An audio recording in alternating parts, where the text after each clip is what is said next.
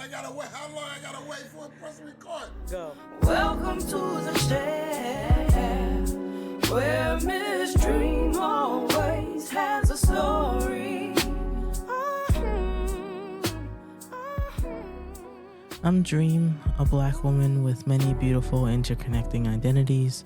A few I will name at this moment as we get started on this podcast journey together. A Bostonian, born and raised in the inner city, Dorchester and Roxbury neighborhoods, to a teenage single mother who has my whole heart. An educator, I've been working with youth and children since my teenage years, and formally, I have been teaching almost a decade now. That's wild to think about. An entrepreneur, I am the founder of The Chair, a black and brown centered tech platform dedicated to supporting people on their hair journey, where you can design hairboards, connect to hairstylists, and share hair care tips for a more joyous experience. I have a workable site. My prototype, it took me 2 years to build, and now I'm on this adventure that you're currently on with me. My goal for this podcast is to share stories, black stories, educator stories, entrepreneurship stories, and hair stories.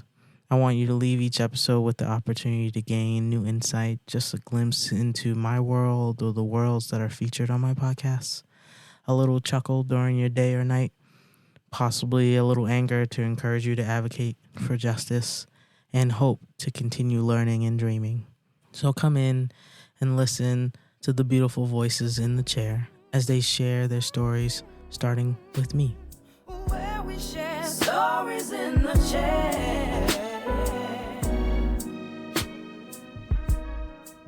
Hello, beautiful people. This is Jadi. Jadi, can you please introduce yourself?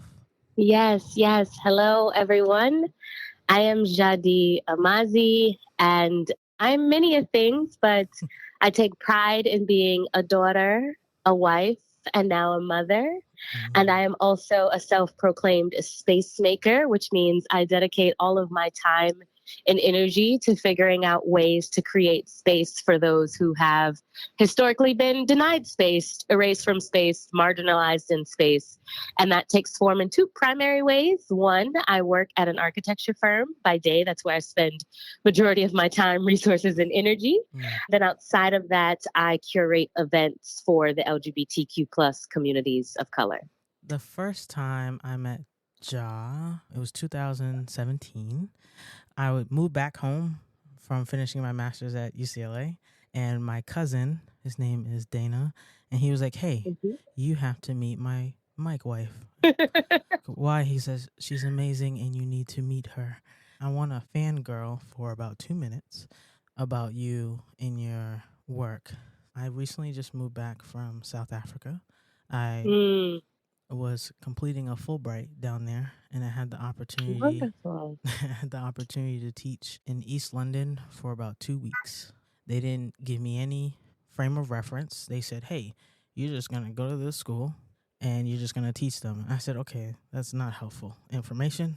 But I get there and I am teaching 8th, 9th, 10th, and 11th. And they said that the kids needed to speak out more and they needed help on their figurative language. They said, you can be creative. That was my brief. And I said, perfect. This is a great excuse for me to bring in your poetry. You have a series on YouTube where you did 3 poems.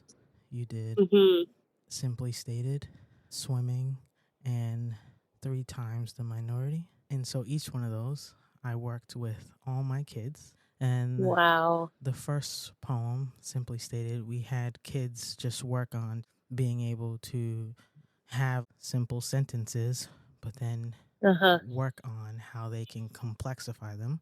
And it gave me the excuse to talk about love with the kids. Oh, that's so beautiful. And so my boys in the class were actually, this was the easiest way for them to actually engage in conversation because they didn't feel pressure or stressed about it.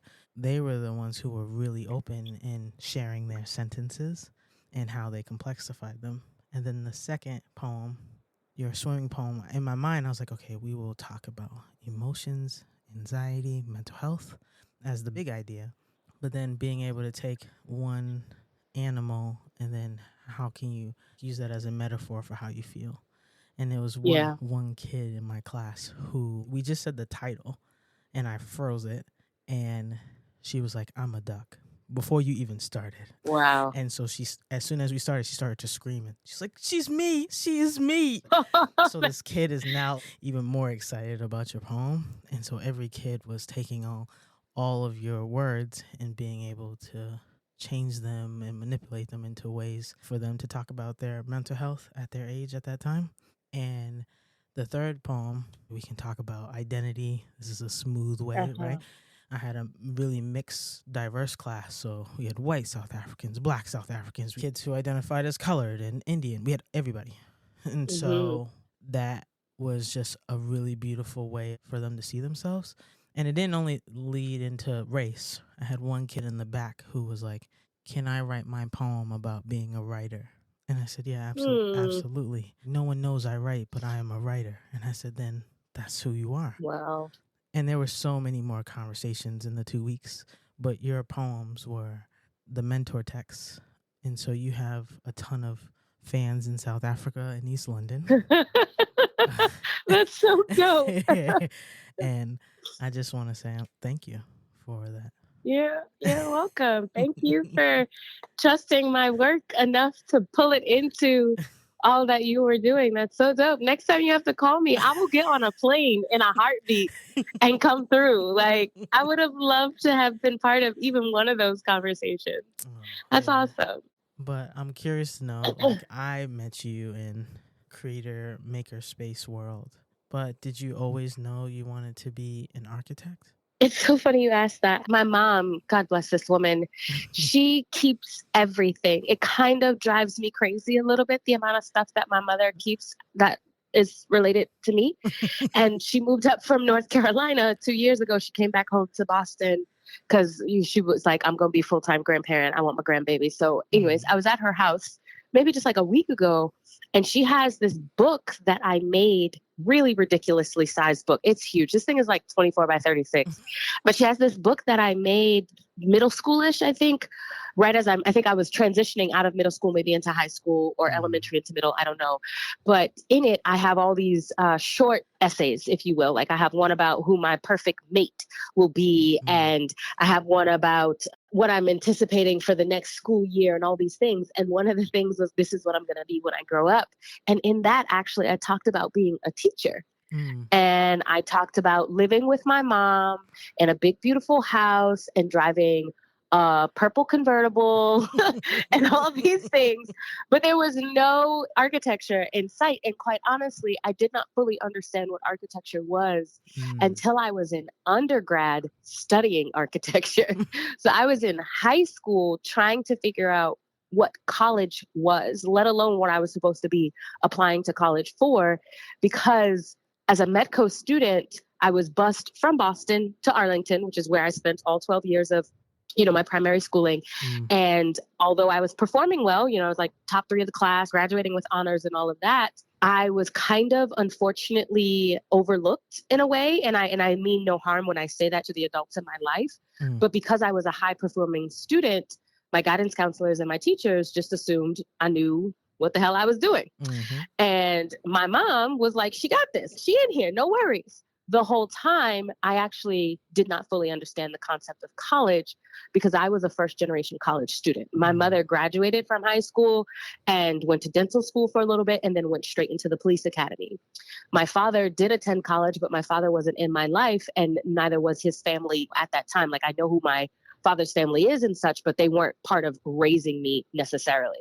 So as all my classmates are applying to their parents' alma maters, I'm like, yo, what college am I going to? My guidance counselor is like, well, what college do you want to go to? I don't know, a good one. What are my options? And guidance counselor says, well, there's a lot of options. What do you want to go to college for? And I said, well, I want to go for education. And they're like, well, you'll be a great teacher. And I'm like, no. Like, I want to go get my education. What's the next step? I'm thinking that you got assigned to college in the same way that you got assigned to middle school and high school. I didn't realize that I had to choose so many layers of this. And so we had a very embarrassing conversation for like the next 35, 45 minutes about what I was interested in, what I liked, and what are you good at? And I'm like, everything. I have straight A's. Now I'm mad. I'm embarrassed. And they're like, okay, well, what subjects do you prefer? What do you like? And I said, I prefer math and science, and I like my art electives. And they're like, okay, great. What do you like to do outside of school? I said, well, I love to travel with my mom. They say, okay, great. You should be an architect. I said, bet. I leave the office. I go to the library. I look up architecture, spell it wrong, figure out what the hell it is. And I was like, okay, cool. Gonna apply to school for architecture. Had no idea. Now, in my mind, I assumed that buildings were built by construction workers because that's who you see physically on a site. You don't see an architect, an engineer, and, you know, the whole world of subconsultants. You see the construction workers. And I had a few construction workers in my life and just assumed like they're the ones who were responsible for the built environment solely. Had no idea that there was this intensely deep profession related to the fabric of how we interact with each other in and around the built environment. Had no idea. So no, I did not always know I wanted to be working in architecture. Where we share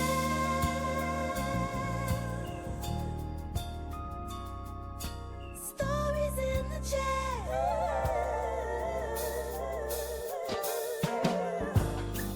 Look, it's my commercial. We will be right back.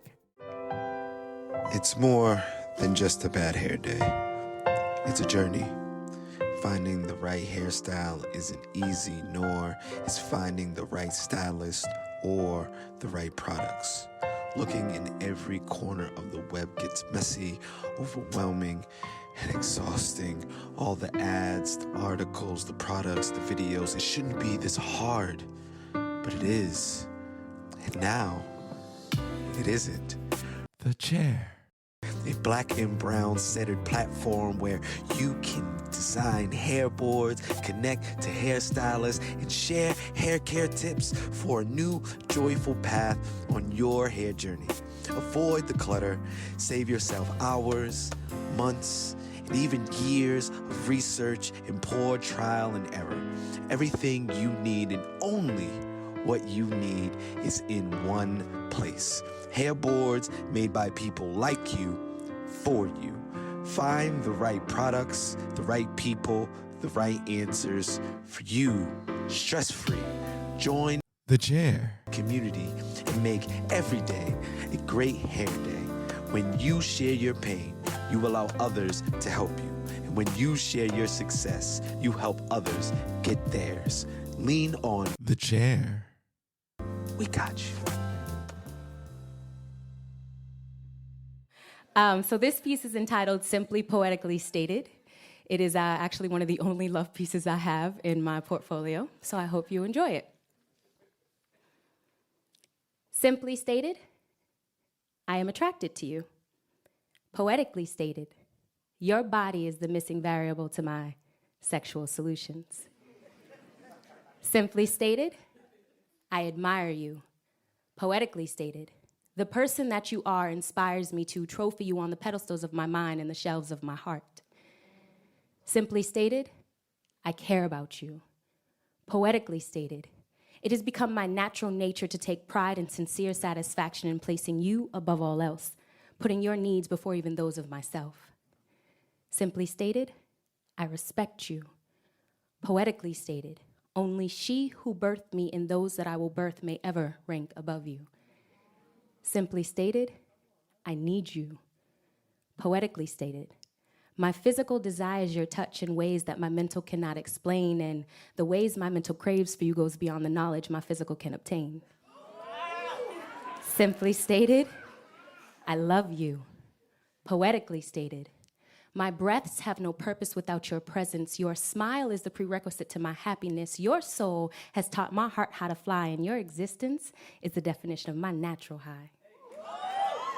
Simply stated, I am attracted to you, I admire you, I care about you, I respect you, I need you, and I love you. Poetically stated, you complete and complement me in all the ways these God-said soul lovers are supposed to do. So simply poetically stated, I just wanted to say thank you. this dream always has a story. When you started down that road, because somebody says you're going to be great at this, and you start and you realize, I am great at this, what kept you in it? Yeah. So first of all, I did not feel like I was great at it. Let's keep it real right there. I was in college and definitely having a bit of a hard time because college is such a different place than high school. And so I was struggling a lot with the concepts. I was struggling a lot with the cadence. I was bored out of my mind with architecture history courses. Why are we learning this way? There's got to be far more interesting topics to research and to understand. But I stuck with it, and I ain't no quitter. So I'm going to stick with this, and I'm going to figure this out. And what kept me actually was less so at first that I was supposedly good at it, and more so that I was just deeply interested in understanding how connected the built environment was to our everyday lives, to our socioeconomic statuses, to our mental and physical health, related to how we interact with each other, and so forth and so on. It had not dawned on me until I got to studying architecture that I began to understand where you live and how you live, where you work and how you work, where you study, where you eat. And all of this plays a huge role in your ability to contribute to society, your ability to see yourself as a viable member of community. And it was in my undergraduate courses where we were studying different waves of architecture and design. We were studying different environmental considerations. We were studying more contemporary things, thinking about like sustainability and urban renewal and housing and et cetera. And like so many things just started clicking and snapping for me. And I'm like, oh, this is political. This is rooted in something always. And it was that interest that kept me. And by way of the interest that I was able to commit to getting better at it. But don't get it twisted, fam. Undergrad and grad, I struggled the whole way through. I had to study my ass off. I had to work, late into the night. It did not come easy to me. When you graduate and you're like, okay, I did it. I got the degrees. I'm now in the space. How did your identities intersect with the work that you started to do? Early on, I realized in school and in my first few jobs that I just had different questions than other people. Or I wanted to ask why in situations where it felt like it was relatively obvious to everybody else why we would go in a certain direction, or why we would choose a certain material, or why we would form the room the way that we were forming it, all these different things. And so I started to ask myself, why don't I just see what everybody sees? Why am I not just on board with this? Why does this not make sense to me? And that's when I had to take inventory and stock of the fact, well, like, hey, you're coming to this work with a very different set of lived experiences. You are a woman-identified person. You are a person of color. You are a queer person. You just exist in the world differently than your peers and your counterparts who were majority white, male, American-identified folks. And so I couldn't quite say that my identities contributed then right there at that moment, but it definitely piqued my curiosity. Why am I not seeing this in the same way that other people are? However, as I started getting more into professionalism, one of the things that immediately stood out, particularly when I joined the firm that I'm at now, is the amount of borrowed trust that I am immediately granted when I step into a room is insane. And what I mean by that is when I go to the city of our project partners and we're starting on the early phases of a project and we're going through community engagement, if someone sees me, there's this immediate disarming, immediate wall shift. Folks just trust me. They embrace me. They want to know what I have to say. They're interested in my perspective because they assume that it's going to be different than what they've heard from any other architect that they've met. In some instances, I'm the first person in architecture that they've had a one-on-one conversation with. And the amount of Black folk who have hugged me, because elders don't give a shit about professionalism, But the amount of Black elders who have hugged me, who have said, I'm so grateful it was you who showed up, has demonstrated to me that the physical aspects of my identity alone have become a major asset in how I'm able to bring this formal education, this formal training into the communities that I ultimately want to serve. It's like a breath of fresh air. Yes. As a Black woman, as a Black teacher with a big afro, I walk into certain rooms with other teachers, and then they're like, "Oh, it's you." Even before we exchange names, before a handshake, a hug, any of that, we relax. We're here together. Exactly. And then aside from that, like, I do just genuinely have a different outlook on the world. I have to navigate through space differently than some other folks in my field. I don't have the same liberties and luxuries and implied safeties that other bodies have in the world. I just experience things differently, and that informs how I think about architecture and design in the built environment. With holding this thought of your identities and representation, does that now in your career decide which projects you want to work on, deciding which things to build, which monuments to be a part of? In a way, it definitely does. I mean, I think I've been blessed in such a way that the universe chose for me the path that I would take through design, which is to say that 5-6 years ago, had you told me that I would be the director of a public memory and memorials lab, first of all, I would have looked at you very confused because I wouldn't even known what that meant. But also I would have laughed because I'm like, how is that architecture? How is that design? How is that substantial enough work to carry one's career? How does that enhance my professional development?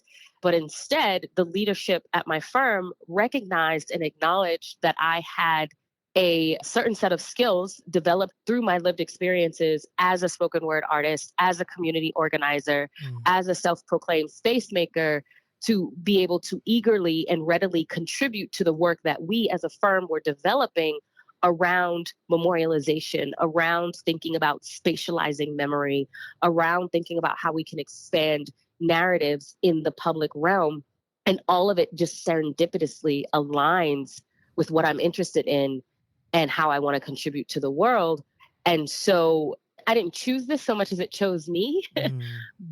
But also I knew where to be. I knew how to be in the spaces that were required of me in order to continue to advance myself in the right directions of work that would align with my passions, my interests, and my abilities. So in that way, my identities certainly do play a huge role in the work that I do. But in terms of how we choose or how I choose, a lot of it, goes back to, is this project, is this work going to advance our broader society's ability to be able to see a multi-layered truth? Is this going to evoke healing? Is this going to sustain the level of dialogue that we need in our communities in order to begin to understand the harm that has been done through erasure all across our public realms, such that folks can begin to thrive differently? Is this piece of art, is this piece of culture going to contribute in a way that moves us towards some of the political shifts that are necessary to see advancements in people's lives? Like, asking those series of questions is ultimately how we determine which projects we're going to take on.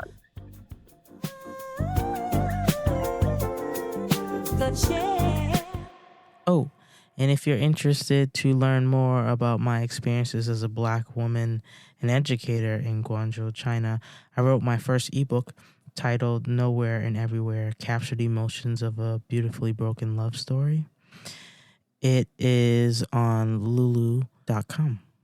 Take a read and see some beautiful photography of mine. Enjoy the rest of the show.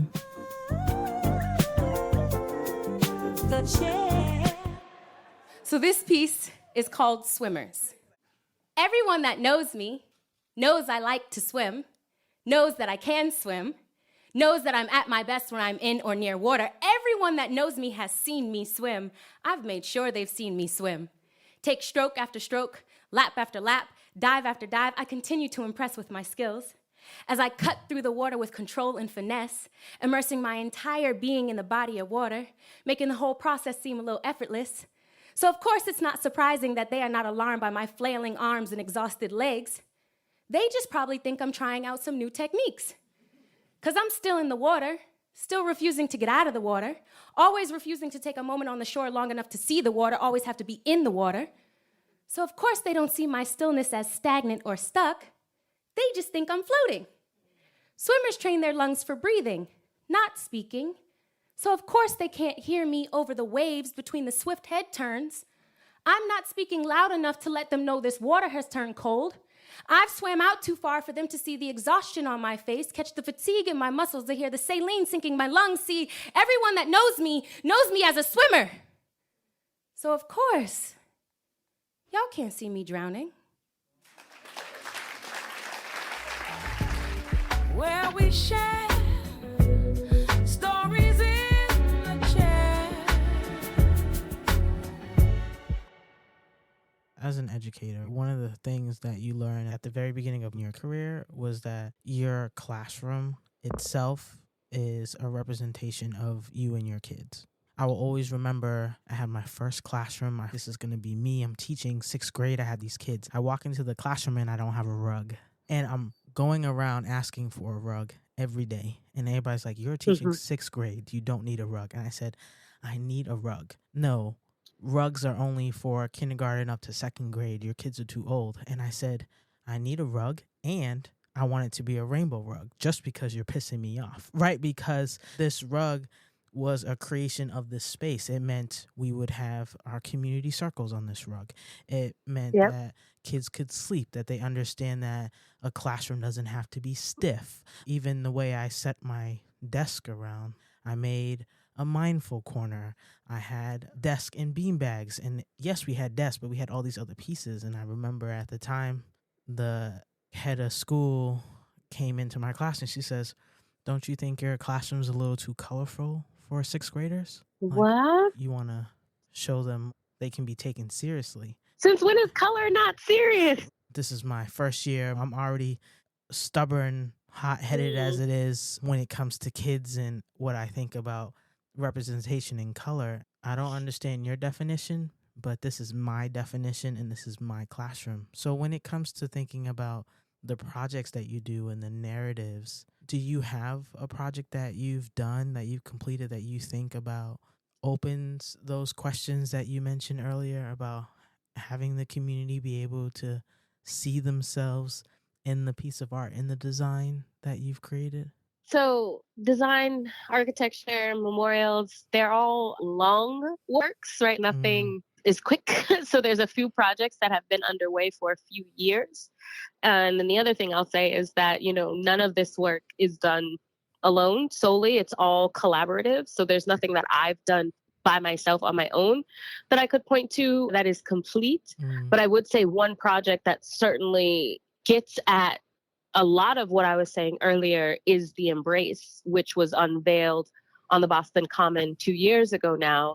And that's a project that the firm I'm working at now did in collaboration with artist Hank Willis Thomas in response to a design competition that had, over 100 plus international respondents to. We were one of 5 finalists, and then ultimately our team was selected as the winning team. Yeah, it was a beautiful moment for me early in my career to be able to be part of this competition team that then wins. Especially with me being a Boston native, this was everything I needed it to be. And for me, what I love, there's a lot of aspects of the project that I love, but the thing that I love the most about the project is that in one of our very first design sessions, we were sitting in one of Hank's studios in New York, and he was like, I was reading one of Coretta Scott King's books. I was referencing one of these photographs, and I really want this sculpture. I want this project to represent love. I want love in a public space. And all of us immediately were like, yes, why not? This makes so much sense. And so while the competition called for a memorial sculpture that would honor Martin Luther King Jr. and Coretta Scott King, particularly given that the Kings met and fell in love in Boston, and not enough people know that history, but also it was an opportunity to talk about the role that the city of Boston played in the civil rights movement. The thing that Hank and our team wanted to truly underscore, that it was ultimately the love of these two individuals that fueled the movement. And so how do we talk about the ways in which love can inspire collective action and collective agency, move us away from the singular hero worship that we too often see exhibited in our memorial landscape, and in doing so, empower folks to think about what their contributions to the advancements of our societies should and could be. And so a project like that sits on this historic Boston Common is the first project to land on that site in over 30 years in a city like Boston, my home city. Really, for me, is transformational for so many reasons. When I saw it, I was like, man, this is beautiful. And every time I see it, I'm like, man, this is crazy. I walk around it all the time. Anytime I'm down there, they're like, oh, you're going to take the long way? I'm like, yeah, I got to go see the statue. And I got to go see it. I got to go see it. And they're like, didn't you see it already? I'm like, it doesn't matter. I'm going to every time. Doesn't matter. You know? And you see it differently each time, especially because there's always folks down there. And so seeing it through the lens of other people and watching other people interact with it, it gives me a new sight to it. It gives me a new way of perceiving it. Yeah, it's the same when I think about when I watch kids look at something and you realize from their perspective, they're smaller. So getting down to their level, or you realize they like tilt their head a certain way. My first love is photography and like portraiture specifically. And I was always working only with film. And I had a 50 aperture cramp, right? And so I was always really close to people, and my mom was like, why are you always taking crooked photos? I'm like, no, it's not crooked. This is the perspective I want you to look at it from. And I feel like every time I see the embrace, I feel like that's the conversation I'm having with myself when I look at it. Again, check number 557 reasons why I love what you do. Thank you. So, thank you. Now, how does poetry intertwine with your architecture? You know, I keep getting this question and it doesn't. And I'm okay with that. I think the only way that my poetry can show up in my work is that it encourages me to have less reservations around public speaking. I can present for our project teams, no problem. I can lead our community meetings, no problem. I can kiki and cut up with folks in a public meeting, in a public hearing, no problem, because I just have that level of comfort as a spoken word artist, as a curator of events, a host. I can tap into that mode relatively easily. And that is definitely something that not a lot of folks working in architecture do have, is the command of public speaking. But aside from that, I would say that they're separate from one another. And that's mostly because my poetry is my healing space, is my safe space, which is not to say that my work is not safe and healing, but like we all know that work is work, and work can be stressful. Work can be hard, especially with the type of work that I do, that has a lot of the projects that we're working on are rooted in trauma in some way, are rooted in wrought histories and et cetera. And so being able to come out of that and not have to be in a leadership position, but instead can go to an open mic, spit a poem and sit my ass down and be healed by or transformed by the words of others who are also grappling with different types of emotions and different types of experiences. It's something that I would prefer to keep a little bit separate and a little bit guarded, because I would like for them to exist as their own powers, if you will. They're not deeply intertwined. I did have one opportunity during competition interview to perform poetry as part of our design team's presentation, which was really dope because the audience was not expecting that. The jurors were not expecting that. And the reason why we did it was because we were basically saying that as part of our community engagement strategy, we would deploy spontaneous performance in and around places in that city where people were already gathered so that we could meet people where they are and interest them in the project, as opposed to scheduling the 6 p.m. workshop at the basement of the library and expect everybody to come to us. Yes. We would literally just go to them, but we would start with art, spontaneous performances in order to draw people in. And so that was really dope to be able to do that, to be able to contribute to that interview in that way. And I don't mind doing things like that. But as it relates to, you know, trying to find all these solid, tangible ways in which poetry and architecture dance together, it's just not what I want to do. I respect others wanting to do that. And there's a lot of instances where people are bringing in their personal interests into the profession. And I would just prefer to keep them a little separate. I need my pockets. No, that's beautiful. One of the first introductions I heard from you was when you said, architecture I do, but my passion is poetry. And when you said that like that, I was like, there's different worlds here. So I get it. Photography, I don't ever want it to feel not personal. Every time I pick up my camera, I feel like I'm having multiple conversations with the people I'm shooting, with the film I'm developing in the dark by myself. But listen here, friend, I do have to start transitioning. I am officially on mama duty. Well, Ja, thank you so much for sitting in the chair and sharing your stories. I truly appreciate it. Yes, I'm so happy to do so. Thank you for the invitation. Welcome to the chair, where Miss Dreme always has a story. Thank you for listening to an episode of The Chair. I, of course, would love your continued support. Let me know what you think of this episode by doing all the things. Subscribe, comment, and come back next week, every week. Enjoy the rest of your beautiful day. Or if you are like me, enjoy that moonlight and that one star under all your city lights. Love you. Talk to you later. The chair.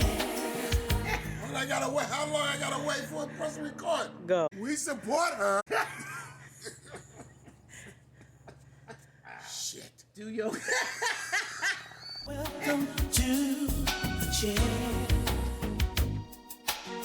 where Miss Dreme always has a story.